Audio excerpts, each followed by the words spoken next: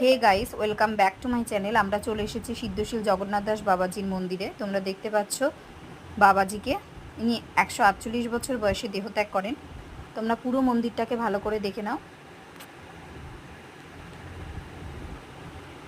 দেখো, রয়েছে রাধাকৃষ্ণ, গৌরনীতা এবং জগন্নাথ, বলরাম, সুভদ্রা।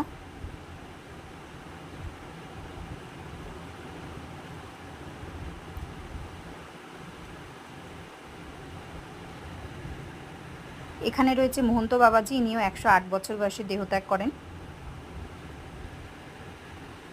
এর পাশেই রয়েছে মুরারি বাবাজি, ইনিও দেহত্যাগ করেন। তোমরা পারলে একবার এসে